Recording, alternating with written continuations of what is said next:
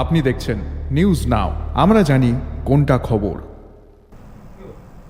পৃথক ত্রিপার্লামেন্ট রাজ্য গঠন ও ১২৫তম সংবিধান সংশোধনী বিল ২০১৯ দ্রুত পাসের দাবিতে আগামী ১৫ ডিসেম্বর নয়া দিল্লির যন্তর মন্তরে একদিনের বিক্ষোভ কর্মসূচি অনুষ্ঠিত হবে।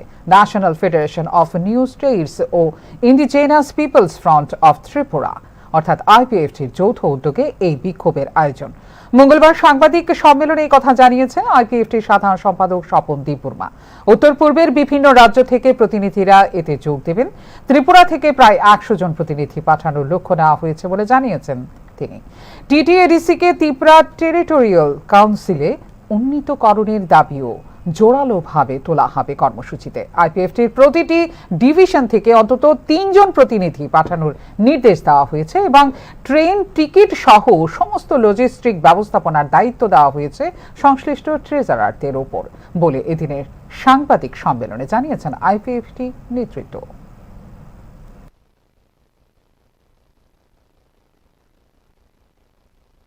সংক্ষেপে এখানে লিখে রেখেছি, সেটা আমি পরে শোনাচ্ছি আপনাদের সবার সামনে।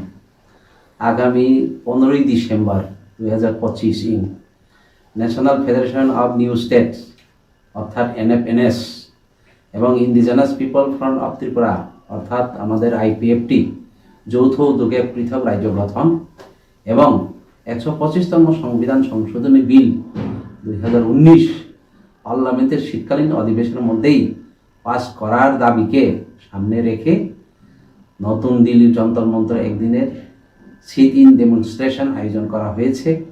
উক্ত সিট ইন ডেমনস্ট্রেশনে ত্রিপুরা সহ উত্তর পূর্ব ভারতের বা নর্থ ইস্টের সমস্ত রাজ্য থেকে NFNS এর প্রতিনিধি অংশগ্রহণ করবে। ত্রিপুরা থেকে আইপিএফটি পার্টির প্রায় ১০০ জন প্রতিনিধি অংশগ্রহণ করার টার্গেট আমরা রেখেছি। আইপিএফটি পার্টির পক্ষ থেকে টিটিএডিসি এলাকাকে নিয়ে পৃথক ত্রিপুরা লেন রাজ্য গঠন ছাড়াও ১২৫তম সংবিধান সংশোধনী বিল 2019 পার্লামেন্টের শীতকালীন অধিবেশনের মধ্যেই পাস করে ত্রিপুরা বিধানসভার কাউন্সিল অব মিনিস্টারের সুপারিশ অনুযায়ী টিটিএডিসিকে ত্রিপুরা টেরিটোরিয়াল কাউন্সিল অর্থাৎ TTC এ উন্নতি করার জন্য দাবি জানানো হবে।